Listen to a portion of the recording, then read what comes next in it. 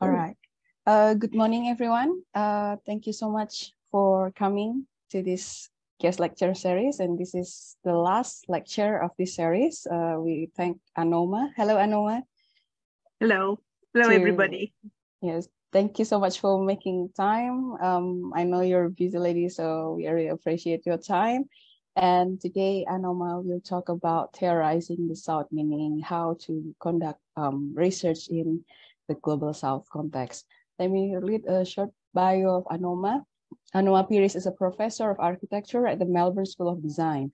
Anoma's training is in architectural history and in geography, with a specialist focus on post-colonial and subaltern studies methods as applied to the architecture of South and Southeast Asia, more specifically to Sri Lanka and Singapore. She published widely on issues of nationalism, citizenship, and sovereignty as viewed through the lens of architecture. Her most recent publications include the Anthology of Architecture of the Borderline, Boundary Politics and Built Space, 2019, and The Architecture of Confinement, Incarceration Camps of the Pacific War, 2022, co-authored with Len Horuchi. That was a terrific bio. So I will hand over to you, but before, I would like to remind you all that after the lecture, we will have a Q&A session. If you have any question, you feel free to drop it in the chat box. I can read it later for discussion, or else you can raise your hand after the lecture so you have a direct conversation with Anoma. So without further ado, I would like to invite Anoma. You can start your share screen and where we start your lecture. Thank you, Roro. Thank you for inviting me and for attending this lecture. So I'm going to share my screen.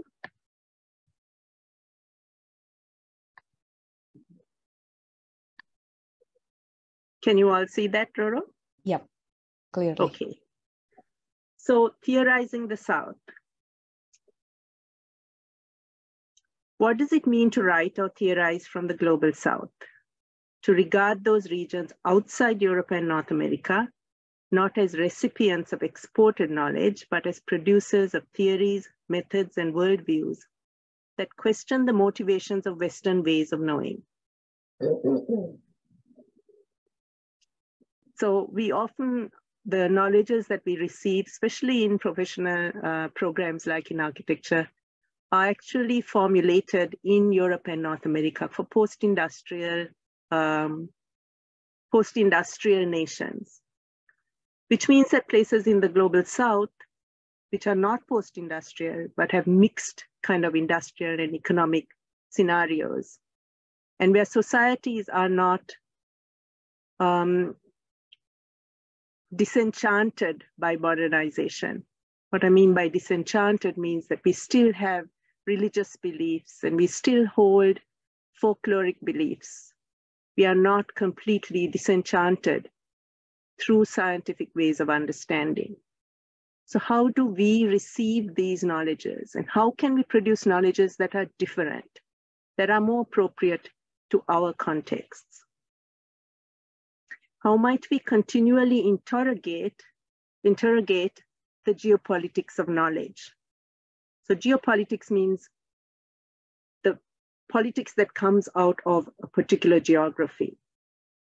Can we extend the critique of power initiated by post-colonial theory to analyses of Cold War legacies? So just to introduce myself, I work with post-colonial studies, which means I'm a post-colonial scholar, which means that I look at the ways in which the structures of colonization become embedded in societies, and how the ways in which societies that were once colonies grapple with this power struggle that took place in those societies, which divided people by race and divided people according to the limited agency they were allowed. So colonization made vast numbers of people stateless because they didn't have the agency for self-determination. And when they were able to become independent and self-determining, then there were all these unevennesses in their structures, including in institutional structures. So post-colonial theory looks at that unevenness and tries to understand what needs to happen for a country to decolonize. So I'm interested in this presentation, look at how that particular post-colonial thinking takes us into the period of the Cold War. Scholars like Duong-Phong Liu and Lucas Tenek, by offering a different perspective on Third World modernism, expose the extent to which canonical approaches align with mercantilism and private property. So the socialist kind of period in Asia, which comes straight after independence, was really a critique of colonization and the capitalism or mercantilism that came with colonization. So these two are recent books. Third World Modernism is a little earlier by Duong-Phong Liu, which talks about a different kind of modernism occurring in the global South, in Asian countries. It looks at how that version of modernism manifested entirely differently to modernism in the West. Architecture in Global Socialism looks at how Eastern Europe influenced places in West Africa and the Middle East. So instead of looking at Northern and Western Europe and North America and their influences, which is basically your history of architecture, Lucas Tenek says, what about the way in which socialism influenced the Global South? So these are two very important books that are coming out of a discourse on the Cold War from the countries that aligned with the Soviet bloc rather than with the US.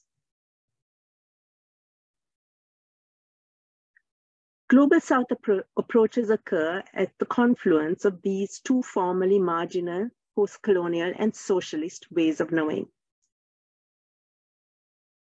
Initially identified through decolonized political alliances for South-South cooperation and demarcated later in 1980 as a territorial southern region based on development indices, the term Global South is increasingly used to describe social disadvantage within global North liberal democracies. So we have three versions of what it means to be Global South. South-South cooperation, and that's what I meant. So Bandung was the beginning of setting up at the center of South-South cooperation. The Afro-Asia Conference was really the beginning of that geopolitical horizontal connection made in the Global South. Geographically, it's a territorial southern region. And that was actually identified according to developmental indices of developing countries. And increasingly, more recently, it has been used to describe social disadvantage within global North liberal democracies. In other words, communities, minority communities that are differentiated because of their disadvantages. So let's look at that. This third important dimension to Global South knowledges links global and social forms of inequity in useful ways. Let me focus for a moment on Australia, a global North country in a southern geography. This image of Melbourne's high-rise public housing towers, in many ways the inverse of built environments in, say, New York or London, are iconic symbols of the property differentials within the Australian class system. So in Australia, who lives in the high-rise towers? This is social housing, which means refugee communities and working class populations. So the high-rise towers are really the Global South within the Global North city, because your typical middle-class Australian lives in a detached home. At different stages during the ongoing pandemic, these towers were quarantined, in part because the high numbers of people living within them presented an exaggerated risk. Because they were a form of social housing occupied by low-income families, in particular by immigrants of color, many of them refugees, their circumscription emphasized Australia's socioeconomic inequities. So this is important because what happens is during the pandemic, a lot of the people who are providing the essential services during the pandemic were living in these towers. And so they were more vulnerable. So you begin to understand then that the social underclass is also differentiated racially. And this is the case in many global North societies. These were visible signs of how within Melbourne, neoliberal responses to pandemic security heightened the division of global North and South. So I'm using this to illustrate how the idea of the global South as it currently is held is coming out of this discussion of identifying the global South within the global North. But in fact, like I mentioned before, the term and the usage of it originated in 1955 with its political kind of discourse on South-South cooperation. So let's keep on looking at Australia. You may all be familiar with the image of Australia's offshore detention centers, forming a thick border around the northern part of the continent between Australia and Asia, and its onshore detention centers, like punctures in a map. These were spaces where so-called unauthorized arrivals, asylum seekers who had not followed the official procedures to gain entry into Australia were incarcerated until 2017. So this is another phenomenon, global South within the global North. Racially different, impoverished people of color fleeing state persecution or displaced by conflict were thus criminalized.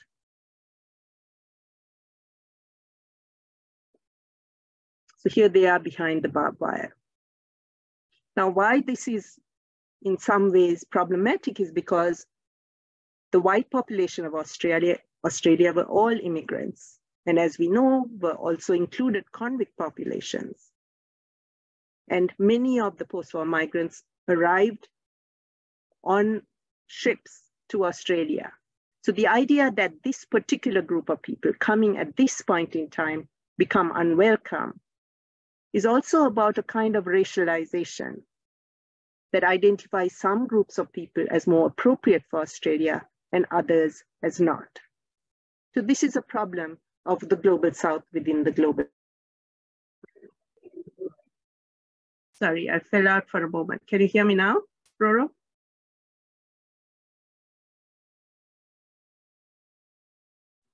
Can you see me and hear me? Yeah, we can hear you now, Anoma. Okay. So Indigenous, colonial, and contemporary representations of Australia redraw its North-South borders internally based on the distribution of economic resources and privileged access to them. Ethnic suburbs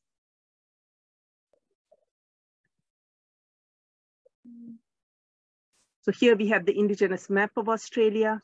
And when you consider that Indigenous populations are currently 3% of the population, you can see that this massive population that was once inhabiting Australia with all these many language groups has been depleted through forms of expulsion and genocide.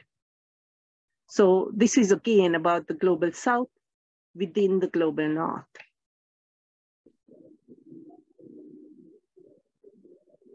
Ethnic suburbs, places where new migrants and refugees settle, are recognizable for their different socio-spatial practices, even if their activities are distinguished by an Australian architectural facade. So here I'm looking at a Vietnamese community along Victoria Street in Richmond, and you can see that behind the very Australian buildings, there is a different ethnic performance of identity. These are places where you are most likely to observe informal economic practices, very familiar to you in Indonesia, but increasingly banished from first world cities because these are not proper ratepayers or taxpayers. They are the unacknowledged survivors of neoliberal development. So these are some elderly women who are selling the vegetables they're growing in their back gardens on the street, but immediately the police show up in the corner, they'll quickly pack up everything and run away.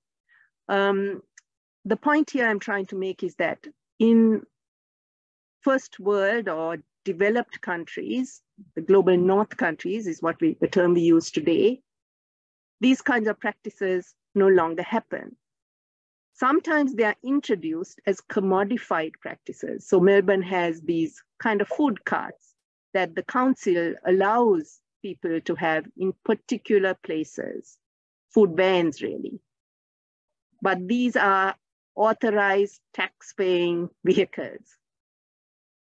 And we need to be wary in the global south of going too far into global north practices and getting rid of these many diverse economies that allow impoverished people to survive. My own identity as a post-colonial Sri Lankan subject and a transnational migrant of color from a war-torn country, bringing many refugees to Australia, straddles global north and south border scenarios. So that I am actually working across two worlds. But in this presentation, I want to return to the concept's nascent geopolitical framing to explore how these divisions were experienced at the time that this idea first came into being.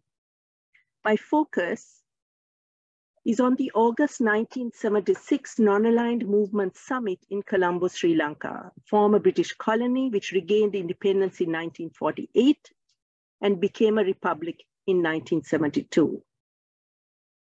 It is based on my 10-year-old memory and the recollections of Lankan witnesses of this spectacular event. So I'm going to talk to you about the 5th Non-Aligned Summit in Sri Lanka and how it changed the city which I grew up in. This history bears strong resonances with the political history of Bandung. In fact, that is one of the reasons I thought I would discuss it. Bandung's 1955 Asian Africa Conference saw the beginning of global South politics.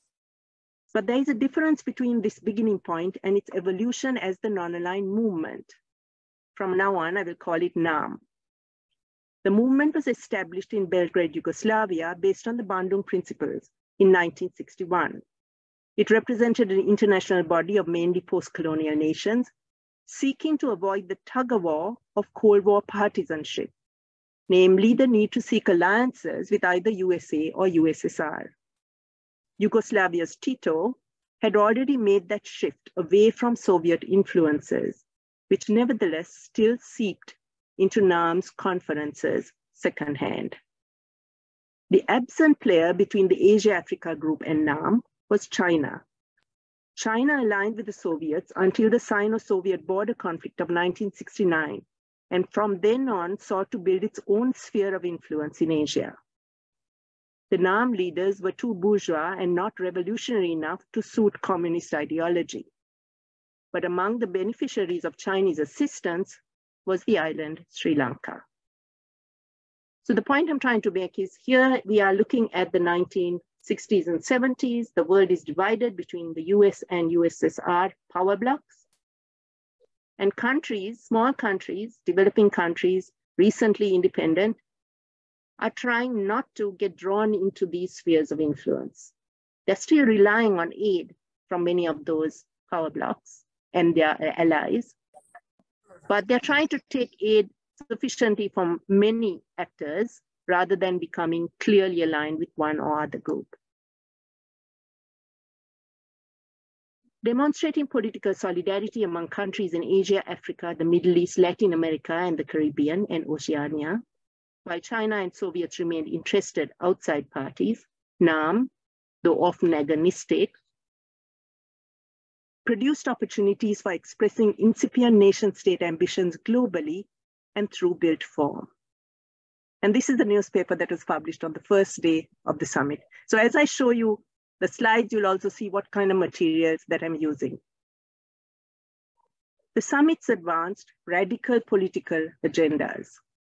The first summit, led by Yugoslavia in 1961, eschewed the influence of Cold War power blocks, opposed imperialism, and called for nuclear disarmament, distancing itself from the USSR and the US, but not fully repudiating these relationships.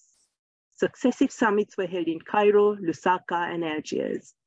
So here's the kind of Brandt report 1980, which delineated what countries were in the global north and what countries were in the global south. Here's the first, the summit in Belgrade. And now we are in Sri Lanka. By the fifth summit in 1976, there were 85 member states. Summits in Havana, New Delhi, Harare, and Belgrade internationalized the movement's manifesto until internal conflict around these Cold War alliances caused NAM's influence to wane. So the non-aligned movement actually began to collapse with Havana because Cuba wanted more Soviet buy-in. Each international gathering produced a constellation of facilities, often funded through aid relationships and prepared by host countries many years in advance, following international standards and NAM protocols. But alongside the symbolic gateways, auditoriums, hotels, and improved highways, airports, and signage, there were the cleanups, evictions, and land appropriations that such events inevitably bring. Summit urbanism, a far more modest investment than what was required for hosting the Olympics, for example, was used strategically for transnational political leverage. So this is my theoretical kind of idea that I'm introducing called summit urbanism, which means how countries prepare for summits and what kinds of architectural and physical facilities are justified by governments in order to allow these summits to take place or to host these summits. My interest in NAM stems from an internal dialectic of having lived the transition from socialist to capitalist systems once the Sri Lankan government changed in 1977. So in 1977, Sri Lanka became capitalist. This change impacted our material culture in ways that may be recognizable to citizens of Eastern Bloc countries, the Soviet Union and China. Our experience of non-alignment was through the filter of economic insulation, although politically we were internationally visible for our anti-imperial and anti-nuclear advocacy. So NAM was anti-nuclear and anti-imperial. For the movement's Colombo summit, the logo was of two hands, black and white, breaking their shackles to join in a handshake against a backdrop of a map of the global south. You can see the map in the background. This tableau was encircled by a border of lotus petals, the Buddhist symbol of peace. So you can see that it's a very kind of political symbol. In her inaugural address to the summit, Sri Lanka's then Prime Minister Sirimao Bandaranaike, known as Mrs. B, identified economic imperialism as the new global challenge. So these were very radical political views. Mrs. B's government and that of her husband SWRD Bandaranaike before her systematically alienated Britain and her allies by forging political relationships with US embargoed Soviet bloc governments, including communist China. Pursuing neutrality and diversifying foreign aid, they rejected economic liberalization as constraining decolonized socio-political agency. So this pair, this political couple, were very much against the British colonial influence in Sri Lanka. So Sri Lanka had been colonized first by the Portuguese, then by the Dutch, and finally by the British over a period of 400 years. So there were influences from all of those countries, and they all had stakes in the island. The United Front government formulated policies that transformed the country's material culture into one of idealized self-reliance and introduced rent control, land reform, nationalization of industries, and other sweeping measures that imprinted socialist ideas in the citizenry. So the national sentiment was very much about self-reliance. The country was torn internally by ethnic discrimination, political cronyism, and fiscal crises. Non-alignment ignited the utopian prospect of economic sovereignty. Now, economic sovereignty is the idea that you can be entirely dependent on your own country's resources.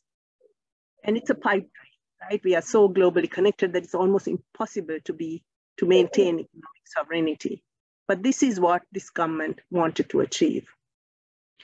The architectural imagination of non-alignment placed spatial and symbolic cultural symbolic cultural capital, center stage, leveling political relations and providing small countries opportunities for international accountability.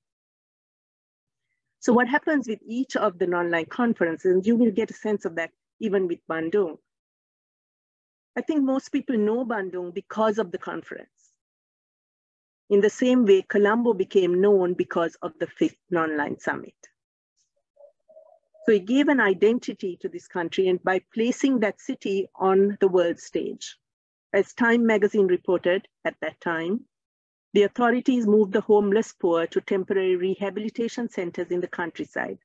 Roads were widened, hotels improved, and the city was decked with flags of 85 nations at a cost of $40 million or so. They organized the tightest security precautions in years and even arranged for a band that could serenade the guests with selections from the song Oklahoma, the musical Oklahoma. The summit motorcade route, which was drawn based on advice from many witnesses to its passage, was purposely designed to feature prominent buildings. So this is a drawing that my research assistant, Danica Kumahari, has drawn up for me based on conversations I've had with people who were standing, like myself, along the roadside, watching the motorcade route that came to the summit venue. So number 21, the BMICH, and I'll speak about it in a moment, was the big conference hall that was set up for the summit. And the guests were staying up here in the hotels, and every day of the summit, they would go along this motorcade route, and people would line up in their hundreds to watch these world leaders go by. And for a small country like Sri Lanka, it was the only time that we really had that kind of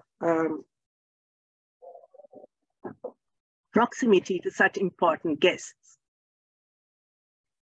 The Colombo Summit's unfolding temporal geography discloses sediments of colonial authority, neo-colonial influences, and socialist idealism as embedded features in the post-colonial city plan. These layers were underscored by strategies of decolonization that incrementally altered the expectations of citizens towards self-determining goals. In the 1950s and 1960s, renaming of streets to honor eminent indigenous personages, including anti-colonial agitators, or to invoke culturally resonant themes, diminished the significance of colonial agents the streets had previously glorified. So we first went through in the 1950s and 60s a whole renaming process by which we took back the colonial city by renaming streets with indigenous names. The city's east-west arterial, Buller's Road, was renamed Bauddha Lokamavata, meaning light of the Buddha in Sinhala. And it led to the summit venue. Two gigantic sculptures, so here we have the city, and you can see it was called Buller's Road, and then later it was renamed as Bauddha Lokamavata. So this renaming is part of the decolonizing process. Two gigantic sculptures were erected. A concrete cast replica of the 12-meter-high 5th century Aukana Buddha sculpture from north-central Sri Lanka was recreated by government architect Panini Tennakoon, facing the summit venue. And a bronze likeness of SWRD Bandaranaike, sculpted by Soviet realist Lev Kerbel, was erected overlooking the parkland fronting the Colombo Fort. This statue, a gift from the USSR, was welded together in situ ahead of the summit. So both these sculptures were just months before the summit, and are quite ironic because on the one hand, we have a Buddhist sculpture, and on the other hand, we have a kind of representation of communism. So two very different ideologies. The citizens of the Republic lined up each morning along the route of the slow-moving motorcade to catch glimpses of international delegates attending the summit. They were enthralled by the vehicles, precious commodities in an era of imports prohibitions, maroon and cream Holden Statesman sedans, fuel-saving French Peugeot 504L saloons, and Tito's 6-door Mercedes-Benz. So-called summit cars became a status symbol. A fleet of them was even purchased by a local undertaker for hearses. Keen public interest in them possibly augured the government's electoral defeat 1 year later, when the lure of marketization triumphed over autarkic ideologies. So the irony is that, so we have this wonderful motorcade, colored cars, cars that were painted in colors coming to the country for the first time, imported for the summit. At that time, there are import prohibitions on cars because we are in a socialist government. And this is the first time that we become really interested in capitalism by seeing these cars, and people want to own cars and want to buy cars. So the summit also sees the fall of the government, because 1 year later, when we hold the elections, this government fell and capitalism came into the country. The sultry inter-monsoon weather was hardly a deterrent to an expectant population enjoying unusual proximity to international political leaders along the city's narrow streets. Their participation in such events was not yet deterred by either the introduction of television later in 1979 or by the interethnic civil war from 1983 to 2009. So because we didn't have television at the time, whenever there was a public event, we always went onto the street to watch it. And so the streets were filled with people, including my entire extended family. I remember standing behind my auntie's house wall and counting the special guests as they went by and ticking them off on a piece of paper. So we saw, all these important people: Anwar Sadat, Indira Gandhi, Muammar Gaddafi, Kenneth Kaunda, Archbishop Makarios, and Joseph Broz Tito in his 6-door Mercedes. And others glided by, flanked by outriders, motorcycles, the lodestars of a post-colonial generation of flag-waving children. I stood at a point somewhere midway along this route, vicariously enjoying our internationalization through NAM.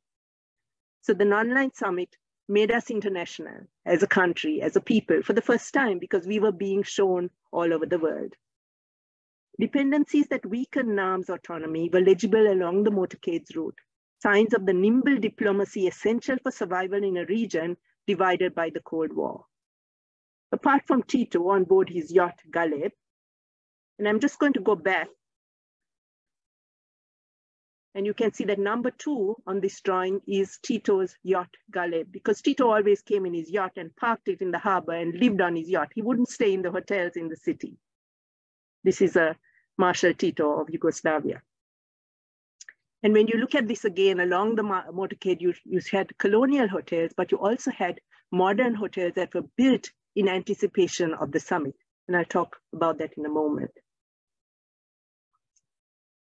Illustrious guests were accommodated in modern American architect-designed multi-story hotels. So here are some of the guests for the summit: Anwar Sadat and Indira Gandhi prominently in front. And here is the Hotel Intercontinental, completed in 1973, demonstrating the US's growing regional hegemony, partly paid for by the Sri Lankan government with the help of American loans in a previous capitalist era. So what happens was the contract for this hotel took place during a government that had more capitalist leanings, but then the government changed to a socialist government. And they didn't cancel the contract because they wanted to have this hotel ready for the non-aligned summit.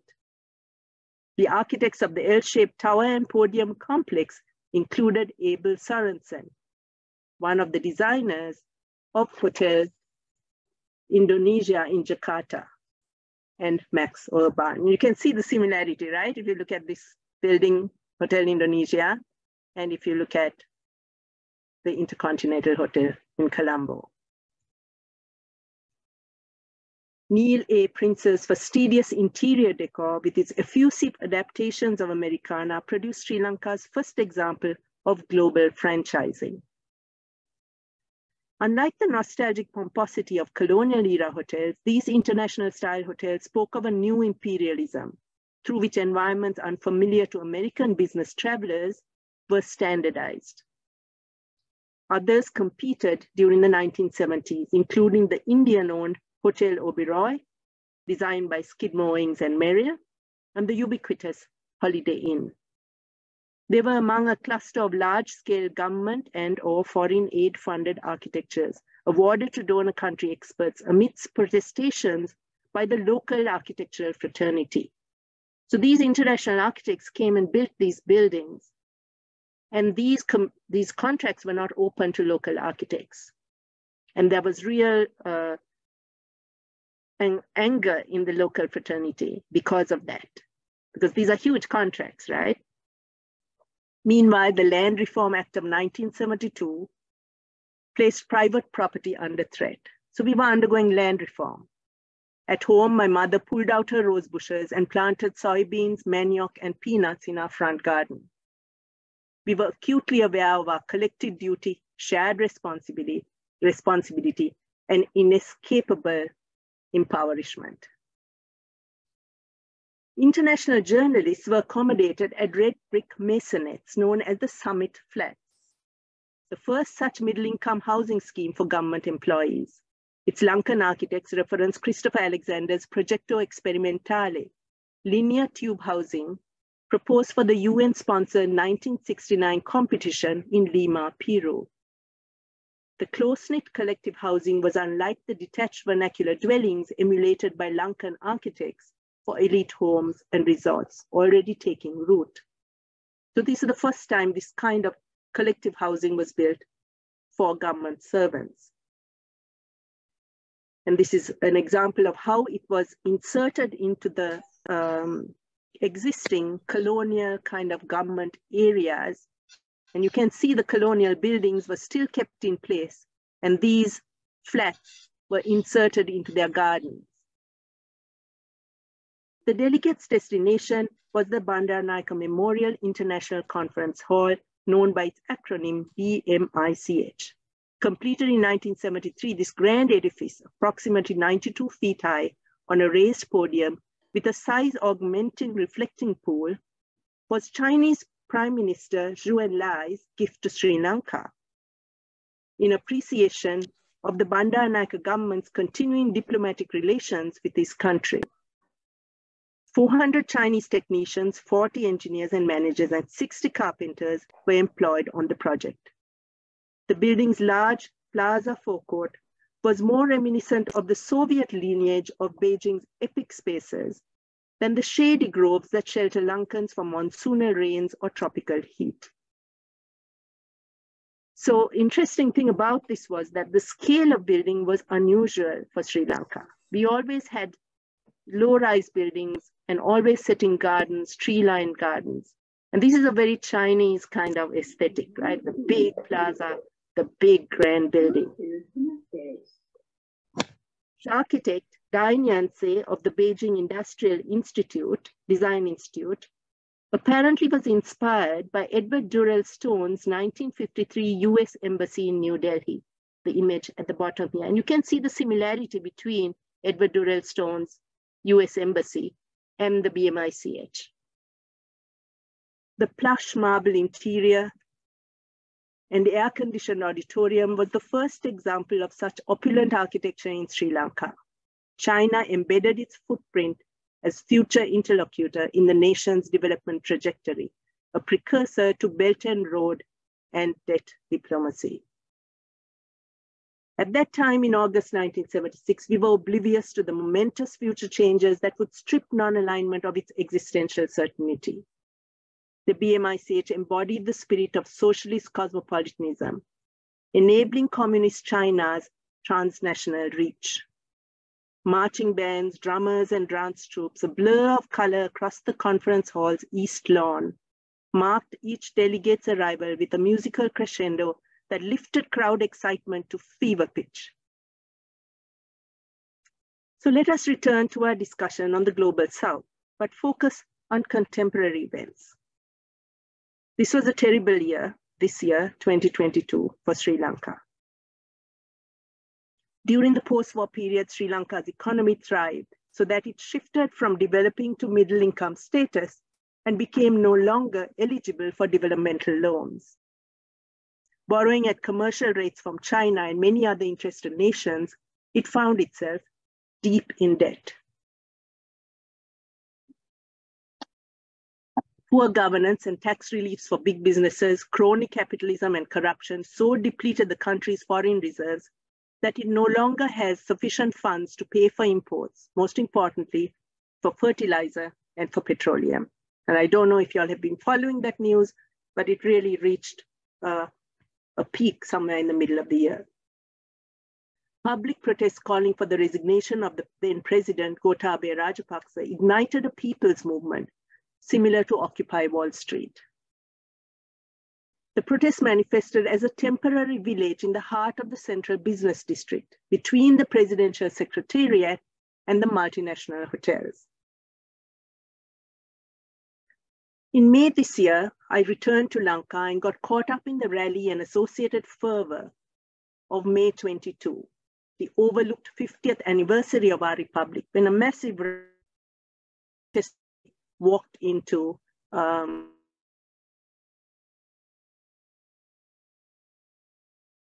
parents' house behind the BMICH via the Independence Square to Gota Gogama, which was basically Gota meaning Gotabaya, go, and Gama means village. So it means the village which is asking Gotabaya to go, Gota Gogama. I tracked a curious reversal of the summit motorcade route. So what interested me is that in May this year, when I was going to do the research on the summit, I found myself drawn into this protest movement.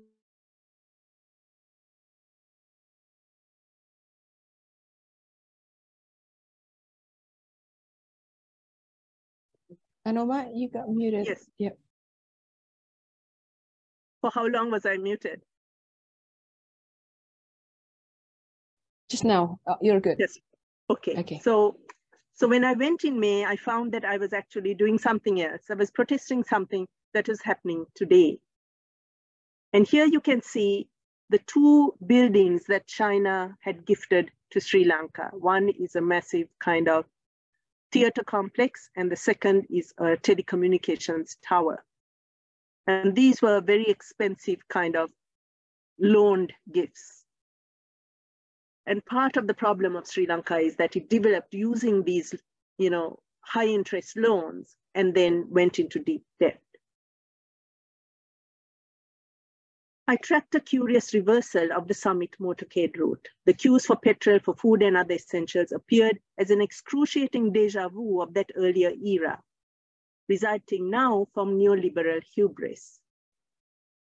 The village proclaiming the citizens' right to the city sat between the presidential secretariat and the SWRD statue.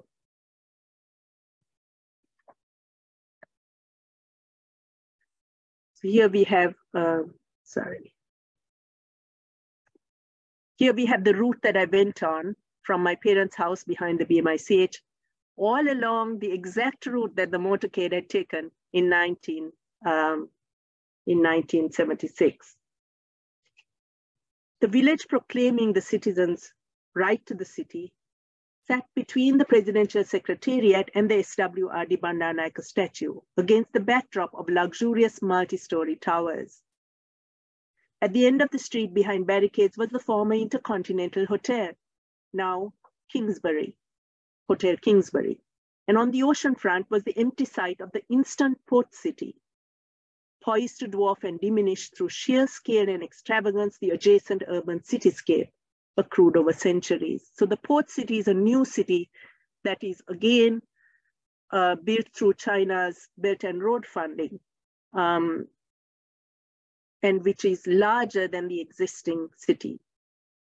Opulent architectures form the protest village backdrop, including prominently the Shangri-La Hotel. So here's the Intercontinental. Here you can see the size of the port city when you compare it with the existing Colombo Fort and Petta, which are the existing central business district. And there you can see the new buildings that are coming up. Built during the post-Civil War decades with government complicity, these are exclusive appropriations of precious public space, often enabled by ruthless urban evictions, signs of neoliberalism's defense of property values through privatization and surveillance, and the sophisticated modes of consumption through which publics are pacified into accepting these changes. They displace progressive forms of socialization that undergird collective citizenship. The protesters appeared hemmed in by these superficial signs of prosperity: high-rise towers under construction, the tower cranes of the port city, heightened police presence, barricades in the main street, and the sense that except for the open green, the city was being crafted for affluent consumers and foreign tourists. Inside the protest village, the excluded public programs were reproduced as precarious tented facilities, metaphors for eroded civic rights. They stretched on either side of the vehicular roadway: a communal kitchen, bathing facilities, library, legal aid tent, college, Red Cross tent, theater, art gallery, individual tents advocating for specific grievances, and representative of political and student groups. Numerous temporary residents at the site were naming streets and planting gardens. And there was a memorial for the disappeared victims of political power. All the public programs that were laid out for summit visitors celebrating the achievements of the new republic, the civic architectures and citizen services seemingly converged at this temporary village. The tenuous bid for a people's sovereignty was both exhilarating and heartbreaking. So the point I'm trying to make here is that when you look at if I go back to my original drawing,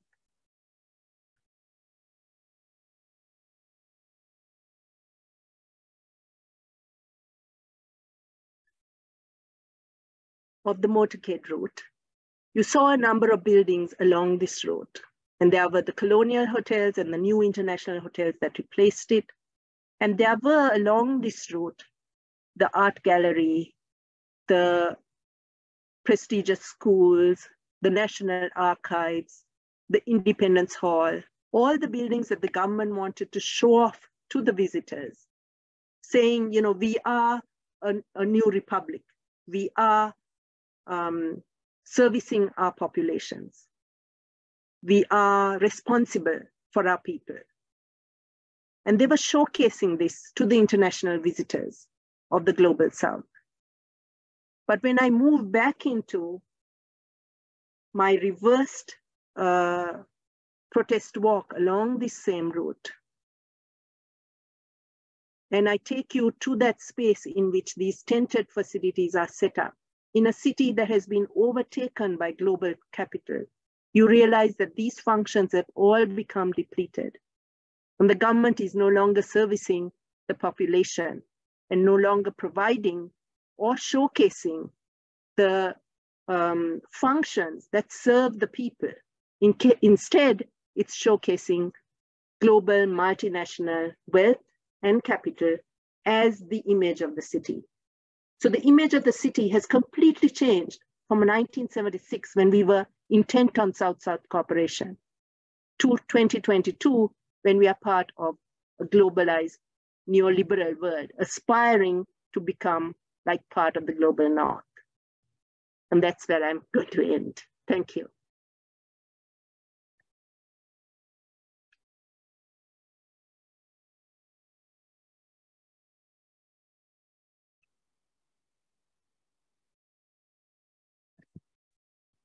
Buroro, are you there? Yes, thank you, Professor Pieris. I will hand you forward. Okay, Roro, are you there? Okay. Okay, thank you, Anoma. Can you hear me okay? Yes, I can hear you. Yes. Okay.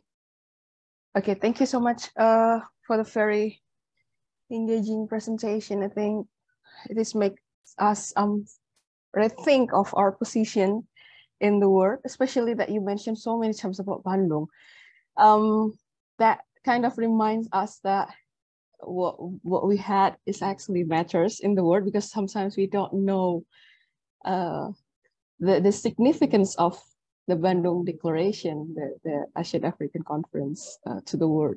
And we here in Bandung, we kind of like take for granted of the history, you know, that the kind of hits me hard. I mean, yeah, we have to really aware of our history. Okay.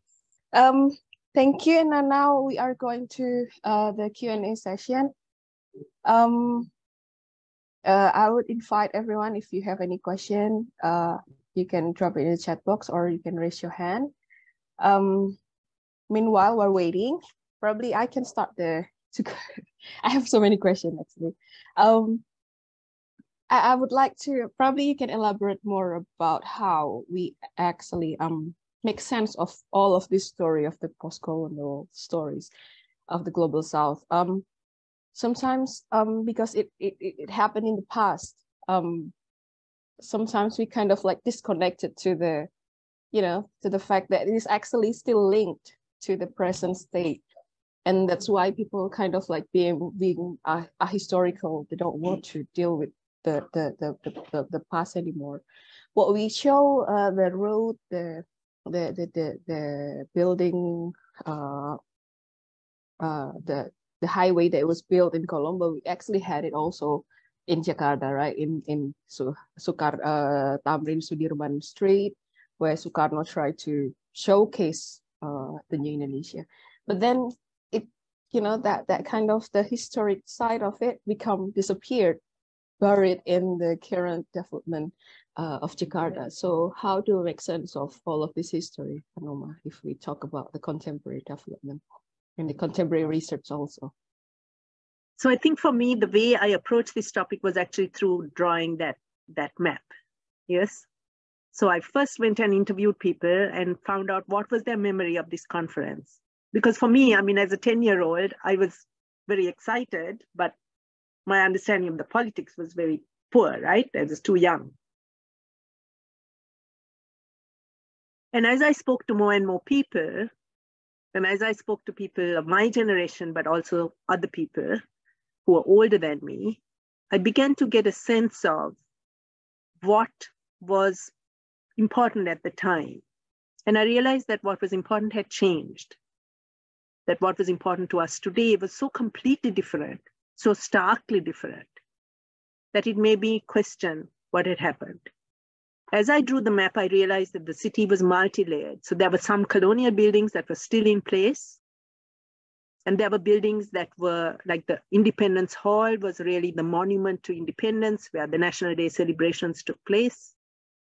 And then there were these multinational buildings that had been built for the summit, and this summit conference hall that was a gift of China. And you saw not only colonial and post-colonial buildings, so what I've just described are colonial buildings, and then post-colonial buildings, Independence Hall, National Archives, National Gallery. These were the post-colonial buildings. And they had distinctive architectural forms because they used what we call Buddhist revival style, which is to apply Buddhist motifs onto the facades of buildings. So we had those kinds of buildings. And then we had another layer, which is these international style hotels and these sort of socialist monuments, right? The BMICH, the China funded building, and then the statue by the kind of Soviet realist, quite famous, Lev Kabel, very famous for Soviet realist statues, which are really, Mr. Bandaranaike was a tiny little man, but he appeared like this massive, powerful figure in the landscape. So our history is an accretion of all these layers. We are as much part of that colonial and post-colonial moment as we are of the Cold War. And the struggle for visibility between the US and the Soviets, the multinational hotels and the BMICH and the Soviet gift of the statue is occurring during this period. And it's the next layer. And then the final layer is neoliberalism, are the new glossy global hotels and the new port city that is being superimposed on those other three layers.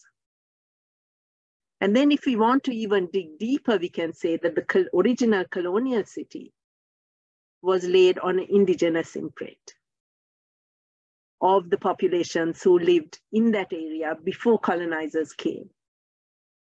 So our city is a series of layers. And the residue of each layer survives. And the important thing is not to erase one layer as you produce the next. And why I was very anxious about the new port city, this Belt and Road new port city, was the size of it.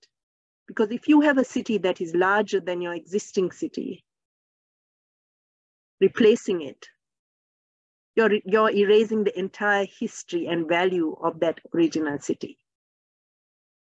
The city that is going to compete is an instant city. It's going to lack any of that historical layering. And people are going to be completely seduced by the glamour of it, because it projects us as potentially global North citizens. But the reality was in that camped kind of protest, the reality of how impoverished we were, how our services were lacking, how the government had neglected us. That was visible in the protest site, where they said, these are the services we need. We need the hospitals, we need the colleges, we need all these other things. We don't really need those multinational hotels. And that's what the protest site showed us. And I don't know if you all are aware, but then the government came in a couple of months ago and all the protesters were arrested, or many of the main figures in the protest were arrested, and they completely, the police completely took over the site. And the reasons behind it was that the multinational hotels needed the space in front of them and it was affecting their business, right? Yeah. And you're very familiar with this in Indonesia, isn't it? Because you all have had many protests and you all have had all these struggles between businesses and the space in front and barricading of spaces. So it's a very common global South issue these days. And it's about how internally in global South cities, there are global Norths as well. So just like in the global North, you get a global South. In the global South city, there is a global North that is emerging. Yeah, from your illustration, I get the sense that city is the palimpsest, where like overlaying the layers. Yes. Yeah, it's there. We just sometimes cannot see the past layer because we kind of like focus on what's on top. Yeah. All right. Thank you so much, Anoma, for answering my question. Now we have in the chat box Karina, but I think Karina will be able to speak. Yeah. I will read Karina's question. Thank you, Anoma, for the insightful presentation. I guess Bandung is also experiencing the same thing following the non-aligned conference that was happening in the city. I am wondering, how can we, as the Global South academic, theorize from the South when knowledge about the South itself is diminishing, replaced by the often normalized Northern or capitalized culture or knowledge?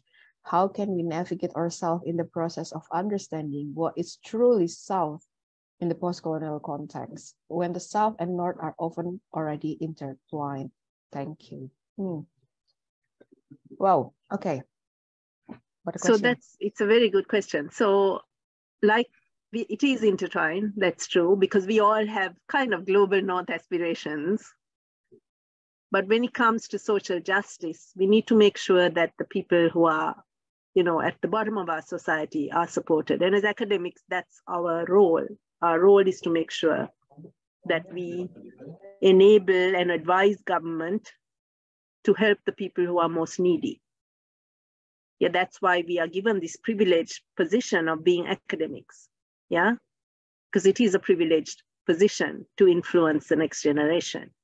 Yes. So we need to be aware. So we need to have a social consciousness. So when I kind of began doing this research and I brought in what was happening today into it, that was one of the ways in which I was trying to make people aware that being so seduced by neoliberal development, they were going to lose something of themselves. So what makes us different from, I guess if you have heard the term of situated knowledge.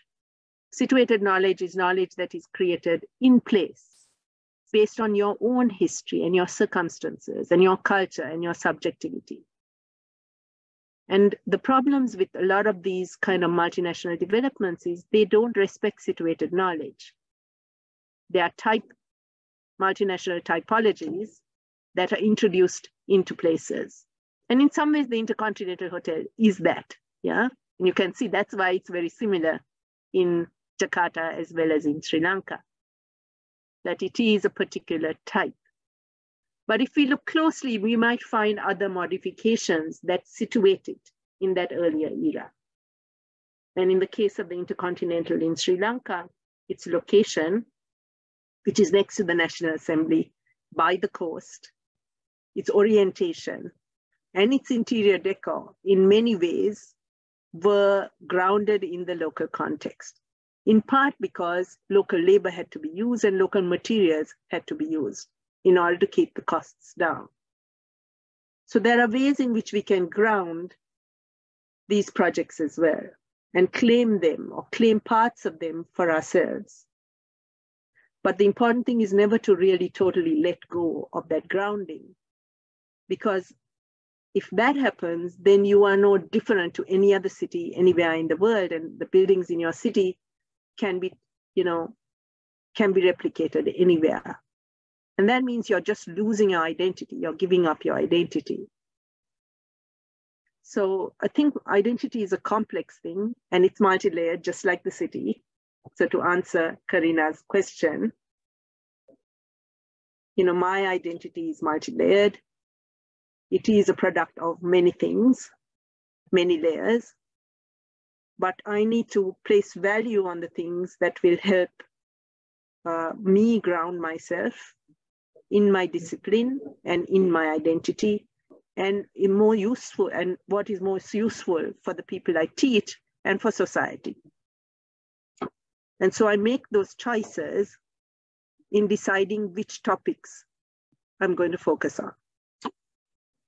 So I take up the topics that are most likely to have both contemporary relevance, but also will open up some part of history that is becoming hidden.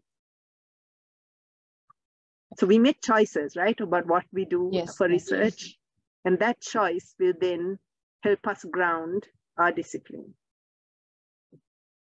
That's really, I guess, what I need to say. Okay, all right, thank you. Thank you so much, Anoma. Yeah, I think that's a complicated thing about talking about identity. Yeah. It is also something fun to talk about because of the complexity itself. Okay. Karina said thank you, Anoma. Okay. I still invite anyone here, if you want to ask question, you can raise your hand or you can drop the question in the chat box. I think I'm currently having a chat with Ibu Indah, one of our lecturers, and she was like so excited of your representation. And yeah, said thank you. Okay, we have a question also from Alvin. I would like, Alvin, do you wanna ask question directly to Anoma? I would just read my question. Is it okay? Actually, I can read it if you didn't want to do that. So I mean, I'm reading it now. So you want to know how summits became the catalyst for architectural development, yes? So tell me, Alvin, so you're looking at a number of cities? Where's Alvin? Alvin? Are you there? Probably he has an internet connection problem. Alvin? My connection is not so good now. Yeah.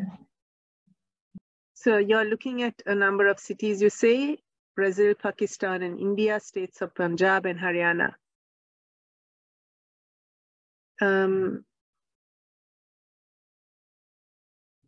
Alvin, can you respond to Anoma's question? So okay, Alvin here, Alvin actually doing a master research. She's a master research student looking at comparison of capital cities, because we are making new capital cities in Indonesia, and Alvin is curious of how other countries make one. I see. Okay. Yeah. So maybe then I'll read it. Some countries and regions like Brazil, Pakistan, and Indian states of Punjab and Haryana try to distance themselves from colonialist city planning and redefine their identity as progressive nations through modernist architecture and city planning. But others like Kazakhstan and Malaysia do it through inventing a new language or architectural style. There are some indications in both cases. The effort to decolonize city planning and the architect instead traps the decision makers or architects in adapting ideas and forms that aren't necessarily contextual to the sites. Yeah, so that's very interesting because I mean, Malaysia, for example, with Putrajaya, and the whole idea of like Kuala Lumpur being this modernist kind of city with all the political buildings taking on a clearly 1950s modernist template. And then Putrajaya being much more kind of a sort of almost Middle Eastern aesthetic, yes, right, for Islam, yes, not Islam from the region, but yes, part of, I guess, the reflection of the global power shift towards the Middle East at that time. How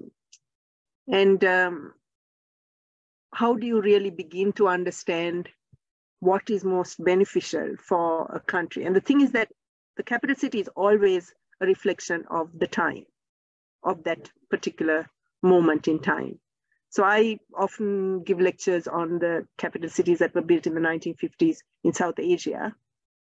So we had, of course, we have New Delhi by Lutyens and Baker, which was in the Indo-Saracenic style.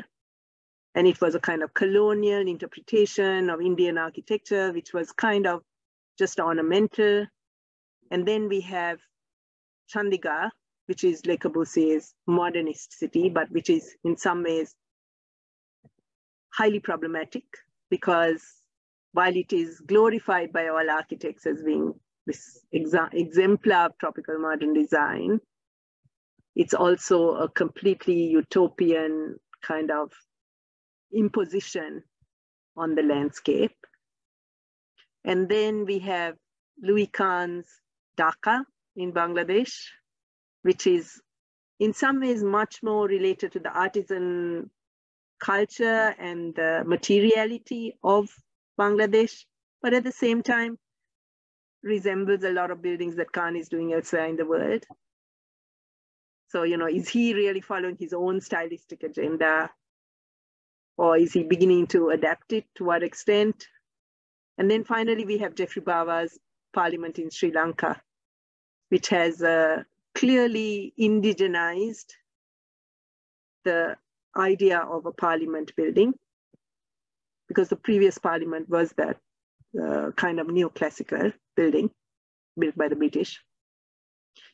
And then it introduces the idea of regionalism as the style for the parliament. But if we look at when these 4 buildings in South Asia were built, you find that each is symptomatic of the time in which it was built.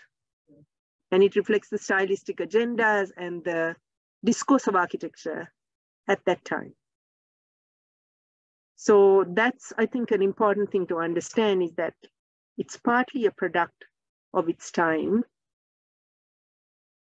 And what we have to judge it for is the extent to which it is representative of the people that it serves. So a parliament has to be a reflection. If it's democratic, a parliament has to be a reflection of the people. So in some ways, I have critiqued Jeffrey Bawa's parliament building. Are you familiar with that, Arvind? You just showed the picture of the building in your presentation. Very briefly. Yeah. It's a parliament building which is on a man-made lake, man-made island on an artificial lake. So there was a marsh, it was dredged, a lake was created, and an island at the center, and these 5 pavilions were set up. Pavilion forms are very typical of Sri Lankan architecture, a Buddhist kind of architecture. And it was funded by Japan. So just like China funded the BMICH during the socialist era, Japan funded the parliament as part of our capitalist era. My bigger project is actually looking at how East Asia influences South Asian development. So you can see that these 2 key buildings were built by the 2 players in the East Asian power sphere, right? China and Japan. And so when Japan then gives this parliament to the president at the time, Jayawardena, and he is very close, he's a close friend of Jeffrey Bawa, and they build this, Jeffrey is kind of reluctant to take on the commission because there's too much in it, sort of, that asks for symbolic representation. He's much more interested in vernacular, non-symbolic, non-iconic buildings. But he kind of is forced to do this. It is a massive commission. Everything about it goes against the way he designs, because he designs with the site. He doesn't alter the topography. He uses local materials, right? And here he has to build on an artificial island in an artificial lake using a Japanese contractor and imported materials.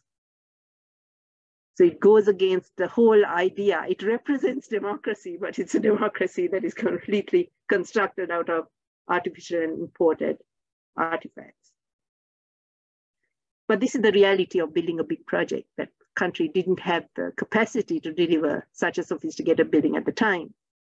So we needed, a big kind of contractor to come in. Now, how those collaborations could have happened is a different question. It would have been good if a local contractor could have delivered that building. I personally felt that rather than putting the building on a lake, they should have put it on rice paddies, because that would have been much more evocative of the way you see buildings against the rice paddies in Sri Lanka. Somehow for me, the lake seemed kind of, not as resonant. So we had this final regionalist kind of capital building, and it's the point at which parliament buildings begin to indigenize the institutionalized democracy, right? So that parliament indigenizes it. And then with each parliament that comes after, you can begin to see that the processes of indigenization take different forms. So I would say that in Putrajaya, which is very reflective of, like I said, the way in which the Islamic power base had shifted to a different center. And that influenced the shape and form of Putrajaya. So the alliance was made clear. And so some message is usually conveyed through those parliament buildings, but you have to kind of unpick it to try and understand, who were the contractors? Who were the laborers? What was the role of the architect? How much leeway did the architect have in determining this? Who was working in the architect's office? How much did they influence this plan? I remember there was an anecdotal story about IMP's Louvre pyramid. Are you familiar with that building? The pyramid entry to the Louvre Museum, yes. The glass pyramid. And there was a student at MIT who was fixated on pyramids, who for his final project was always trying to design pyramids. And he even tried, but I think his project was like a shopping mall or something that was pyramid shaped. And then he went off and joined Pei's office. So we always suspected that he somehow influenced the Louvre pyramid because, he finally got a chance to try out his unique geometry. But so it also matters who is in the office at the time, who is handling the project, because parliaments are these complex buildings. So I think, Alvin, when you're looking at this, you need to look at it from multiple facets. For me, the bottom line in terms of writing history is remember that history is bigger than personalities. Historical forces are always stronger and more important than personalities. And we, especially in Asia, like to think that personalities drive everything. What do you mean personalities? Individuals. Individuals. Like so we attribute... And like rurals and, authoritative politicians, figures. Yes. And we should realize that they are only a result, they're produced by historical circumstances. And they may use or abuse power in different ways, certainly. But the force of historical circumstances is always stronger than the individual. So we have a tendency in our discipline to give exaggerated emphasis on individuals and their works. But if we begin to unpick these works, we will discover that there are historical circumstances that give rise to them. And that even those if, circumstances... even if the one that person say that they want to break free from any historical moment, is that still historical circumstances? Either enable that person or prevent that person, right? So for instance, if Nehru didn't want that particular design for Chandigarh, or if Nehru hadn't okayed it, it wouldn't have been built. And Nehru didn't really like it. But the desire for internationalization was so great, and the desire to break away from the Indo-Saracenic style of New Delhi was so great, that Le Corbusier got an opportunity. Okay, all right. So the historical circumstances enabled him to test an aesthetic that he had tried in many other places, but never had the opportunity to build at this scale. Okay. Yeah, so all right. that's... Thank you so much for the fairly elaborate answer, Anoma. Thank you also for Alvin for the question. Thank you, Roro. Okay. And Professor Anoma. Thank you. So we have another question in the chat box. I would like to invite Pak Pras if you wanna ask question directly to Anoma. Yeah, Anoma, thank you very much. It's give the new perspective to see the history. Yeah, it's interesting. I just wondering why you use the new term of global south and global north instead of west and east we usually use. I just suspicious, is it because of the difficulty of the Australian position? It is east, but majority is west. I don't. This is just curious. Can you explain for me? Thank you. Thank you. So yeah, that's a very good question, because the terminology came into use in 1980 for a developmental kind of. So it was first used by the South-South Cooperation, right? The non-line movement. South-South Cooperation is what defined the global north. It was used as a geopolitical term. Then it came into use as a developmental term, in other words, economic indices. It was never used like we are using today in kind of humanities discourse. We always used East-West, which was about the colonial perception of the division of the world into the West and the East. And what happened was during the Cold War, this division persisted. So if you look at Europe, Europe was divided into Western Europe and Eastern Europe. And Eastern European countries and the Soviets then became the East for Europe. So when we say East-West, then it's slightly different if you're a European. And there's a conflation of our understanding of East and West. So we have a colonial idea of East and West, which means Asia versus kind of Europe and North America. And within Europe, it's about socialism and capitalism, a division. At the end of the Cold War, with the fall of the Berlin Wall and the unification of Germany, the term East-West became less used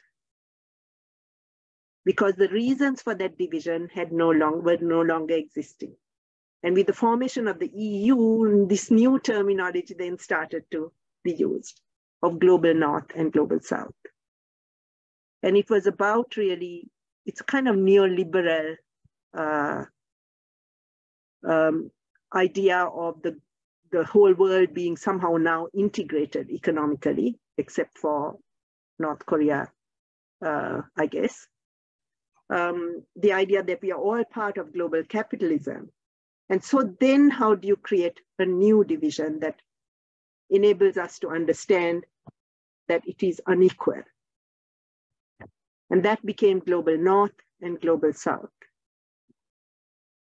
And that's why we're tending to use Global North and Global South as a kind of categorization in order to kind of understand the word. So we used to call it third world, then we called it developing economies. Now we're calling it Global South. And in some ways, the reuse of this term is coming from the Global North because it's identifying economic disparity within its own populations, like the migrants and refugees that I spoke about. So the Global South is like the new, I guess, idea of the East, but because it covers Latin America, Africa, and Asia, it creates a kind of solidarity which I am tracing to that earlier South-South cooperation. So I'm saying we invented the Global South. It's not a term that's coming from North America or Europe. We, through the Asia-Africa Conference and the non-aligned movement, we in the Global South, we use the term first. This is our term, our geopolitical position. We aligned with South America, Africa, and Asia, and created a bloc of people who were different from the East-West of capitalism and socialism in Europe. So I'm asking you to take the term and say it's ours. We invented it. We used it first. We produced the alliances using this term of South-South cooperation. We first reached out to Africa and Latin America. So we shouldn't think that we are now using a term that is becoming prevalent in the Global North. We should see that the Global North is using our term. Yeah? That's kind of the argument I'm making. So that's kind of like more empowering. Yeah. Yeah, because otherwise, if you're saying East-West, you're using the colonizer's term for yourself. Yeah. Right? It's east of the Cape of Good Hope. The countries that are east of the Cape of Good Hope. That is the East. Or the Orient, the point at which they reorient their ships, the Orient. Yeah. So don't use the colonizer's term, use the term that we came up with. Okay, yes. Thank you so much. Very inspiring. Thanks. Thank you. Wow. Okay. That kind of like, that's like an emancipatory, like exactly. Term. Yeah. To kind of like, okay. All right. So, to continue, I still invite any one of you if we wanna ask question. Probably I have another question. Anoma, when we talk about the South and try to position ourselves as part of the Southern academic, how do we kind of like package it so not we not romanticize the South? Like for instance, when we talk about the informality, it's kind of like we try to like this is the best one or anything that kind of like romanticizing the South. So how can we kind of like balance the perspective and be objective in a way in putting the South in the context? So I think that as countries become developed, their societies become much more uniform. In other words, they become much more kind of post-industrial middle-class societies. And Global North societies are majority post-industrial middle-class populations. Yeah, except for the small numbers who are what we call the Global South in the Global North. Whereas I think in the Global South, our societies are much more complex. And in some ways, that complexity is interesting because there are multiple layers and there are ways in which these multiple layers interact that will continue to inform who we are for generations, because we are not letting go of the certain things that give us our identity. We are not letting go of our cultural beliefs. We are not letting go of our everyday practices. They may change, but they are still very much embedded in what we call the cultural geography of our countries. And because of that, I think we create, if we look at our societies as multi-layered and we look at our cultures as multi-layered, there is a richness there. And if we can look at that richness with the idea of the social consciousness that I spoke about, then we begin to see these things in ways that try and understand what we should do and what we shouldn't do. Now, I'll give you a quick example. So I mentioned the Independence Hall in Sri Lanka. The Independence Hall is like an open hall that is a replica of a building that was in the King's Palace in the main city, the last city to fall to the British, reproduced in concrete, but it's an open hall in which independence celebrations took place. During the post-war period in after 2009, the government began to beautify the city because the city had been full of barricades and soldiers, and they began to beautify the city. And part of it was to renovate and reorganize the area around the Independence Hall. Now, because up till then, this area had been fairly loosely designed, there were some gardens, there were some trees, there were spaces in which people could just sit around. It had been a beautiful space to be in. The government went in and they paved all the pavements, and they created restricted paths for people to walk along, and they separated the grassy areas from the pathways, and they fenced in some areas, and they basically beautified it by disciplining the landscape. Two things happened. When the next monsoon happened, there was so much paved area that the water couldn't be absorbed, and the area flooded. The second thing is, as people began to walk in these designated pathways, and they were sort of wearing exercise clothing and wearing their Fitbits and walking at a pace, the place was like a boot camp. Everyone going in one direction, in circles around the building. Whereas previously, people had mingled and mixed in ways that were natural to our culture. Suddenly, we were behaving in ways that were emulating. So you can see how just an urban design move changed the way people behaved. So now they're going furiously in one direction around this space, timing their walking and running, and no one has time to sit and relax. And the spaces in which they sit and relax are now being segregated and separated. And everybody's wearing nicer clothes, so they don't want to sit on the muddy grass. And a whole layer of social behaviors is being taken out. Now, what if the government had some bright spark who said, how do Sri Lankans behave in public space? Why don't we design for their activities? Instead of importing this kind of, middle income urban planning, why don't we think about how groups of extended families might sit down and eat their rice packets? Why don't we think about how people might socialize? So let's not create an environment that is just like a Western place, just so that our city looks beautiful for a Western tourist, but make the city beautiful on our own terms.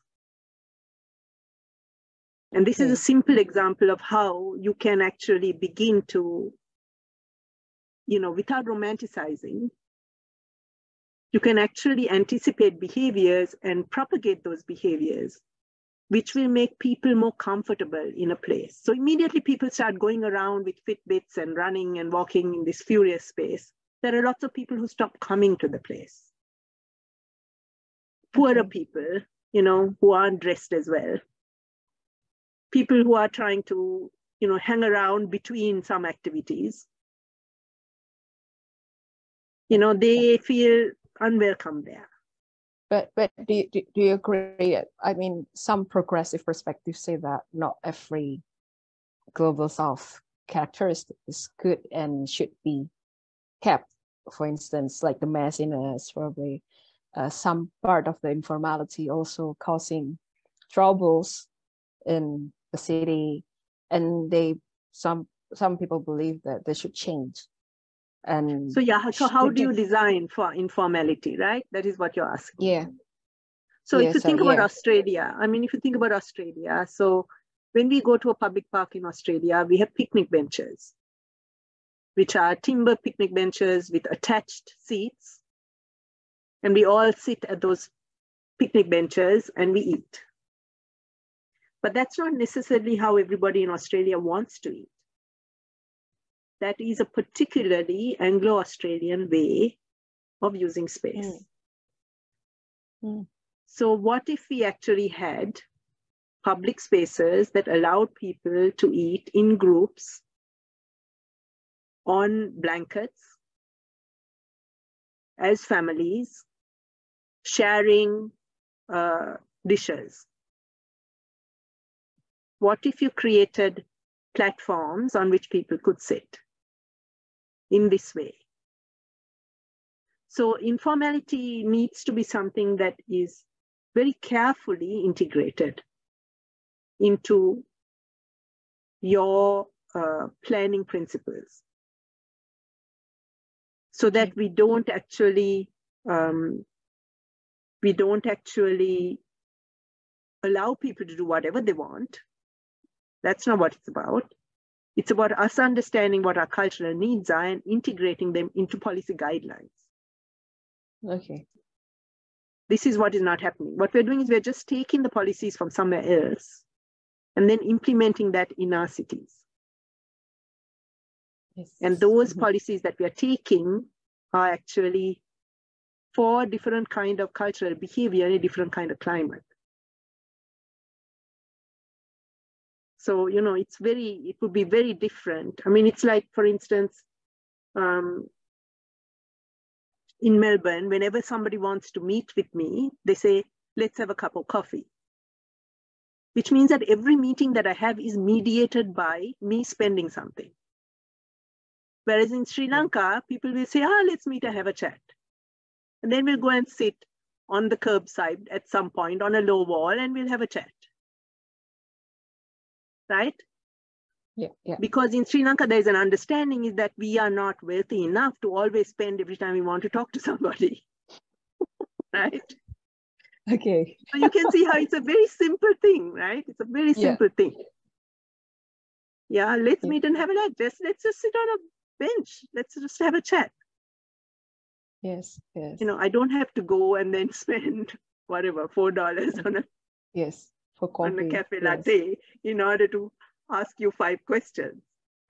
And I'm more likely to stay and chat with you if I don't have to spend. So this is what I mean. This is what I mean by behaviors that are coming out of a particular level of economic affluence being imposed on people who don't have that affluence. And that marginalizes certain behaviors. So there are good things and bad things. So in the same situation with the Independence Square, women were very happy because they said there are less perverts in public parks. Because now that everything is being managed and disciplined and people can't just hang out, they feel safer. So they said, we feel safer. So we are quite happy with this new arrangement. So you can see, as we say, there are the pros and cons. Right? Yes. And try to find a middle ground of both sides. The challenge, I think. Yeah, so then it's quite simple. You just have a public consultation. You understand what people want. You find out how people behave. And you start designing for them. You don't just go to some other foreign country, look at how their public spaces are laid out, and then come and import all those ways into your country, which is what basically they did. That's what they did. Yeah. So you promote participatory design. It's kind of like the more just Well, consultation, they can have consultation. You know, if they had just had a conversation with me, I would have told them all the things they needed to retain and what they could change. Yes, yes. So if they had a group of, you know, professionals and they had a conversation with them, they might get a better idea. I mean, we've been doing this in house design, right? We have been adapting house designs for private clients to the behaviors of our cultures ever since regionalism kind of became fashionable. We've been incorporating veranda-like spaces. We've been incorporated informal ways of occupying space. And if you actually looked at the modernist buildings of the 50s, you'll find that the big difference between modernism in Asia and modernism in Europe and America is the way in which informality was introduced into modern architecture. Because buildings in Asia cannot depend on signage, because the literacy levels of our population is too low for us to expect people to read signs and find their ways in complex institutions. So because of that, our space planning is always intuitive. We always have to design in ways that people will naturally know how to find their way in a train station, in a campus. And because of that, our sense of spatial planning accounts for informal use. And if you look at the difference between the 50s buildings in Asia and the good buildings, the ones we consider important buildings, you'll find that they always incorporate informality. And that's the big difference between buildings in Asia and buildings in Europe and North America.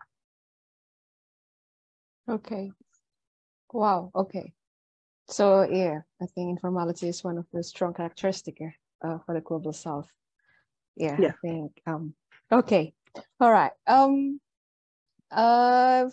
We don't have any more question. I mean, so probably we can wrap it up in a bit. But I would like to probably, Anoma, can you give a final remark, just to remind the students here, what's important in doing research in global South, you know, yeah, that part.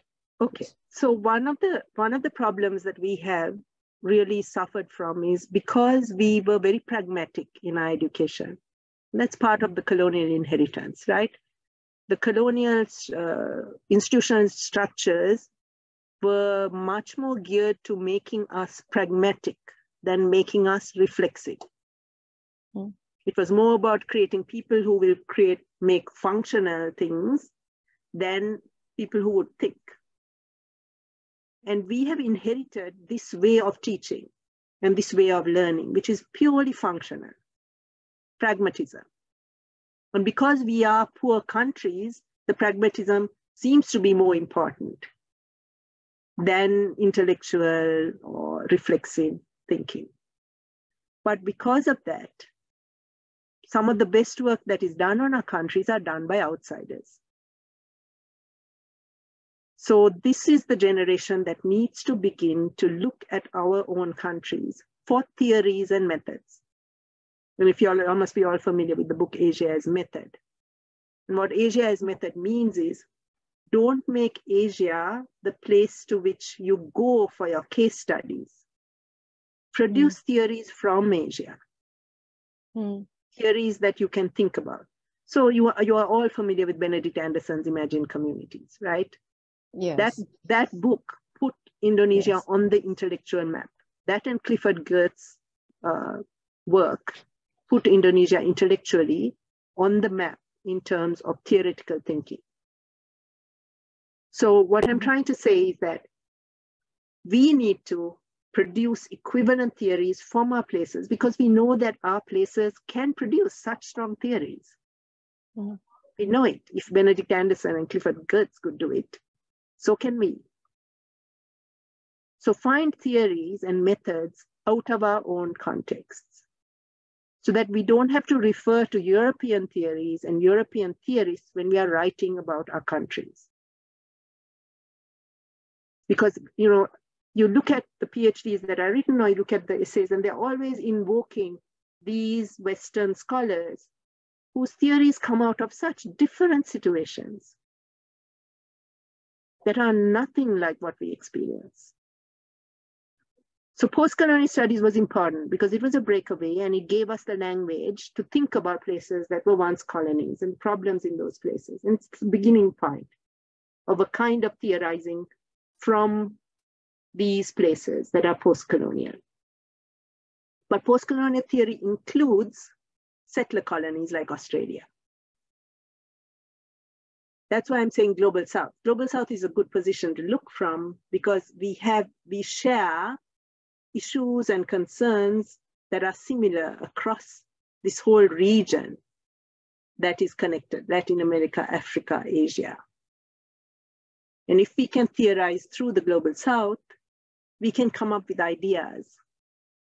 So like summit urbanism, which is the theory that is linked to this particular talk, the idea that summits prefigure urban development. You can see that that could then begin to make other people look at spaces in relation to events and how those spaces are developed. And how cities can actually, it becomes like a developmental paradigm where a summit prefigures development or the next phase of development. Just like Alvin is talking about Capitol buildings as prefiguring a different developmental stage. So yeah, so what I say is look to your places, look to your languages for ideas and theories. Don't just borrow Western terms. You know, use the ideas that come from your local grounding. So there was a theory that came out of the Sri Lankan Civil War, which was called Landscapes of Exile, which showed how people who left the country as refugees recreated their memories of home through spatial and material practices that were evocative of the landscapes in their memory. And this theory of landscapes of exile, which I have used in my book on the Civil War, then was a theory from Sri Lanka that came out of the experience of Sri Lankans during the Civil War, their homes being destroyed, having to leave, having to go to another country, and clinging to those memories in order to give themselves some kind of ontological security, which means the comfort that comes from place memory. So that is a theory that I have worked with. So I try as much as possible to work with theories that are from the places that I am talking about, rather than borrowing or applying other people's theories. Okay. So that's what we're working on, yeah. Creating theories from where we belong. Theories and methods and ways of doing research. Okay. All right. Thank you so much for the remarks, Anoma. I think that's a good, very beneficial also message for our students. Now, before we conclude, I think I would invite everyone. We will have a photo session first with Anoma. All of the participants, I would invite you to open the camera. Okay.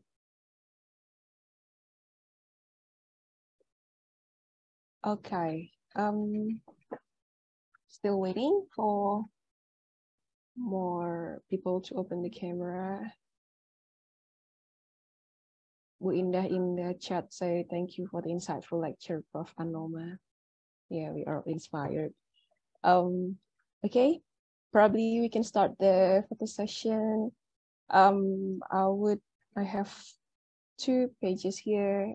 I will capture 1, 2, 3. Okay, hold on a second. Okay, the other one. 1, 2, 3. Okay, perfect. Okay, so with the end of this lecture, this is the I conclude the guest lecture series 2022. Thank you again, Anoma, for making time to deliver the presentation. Very useful, very insightful for me, for all the lecturers, and also the students. I hope to see you again next year in other event and for the collaboration with us. And thank you so much for all directors joining.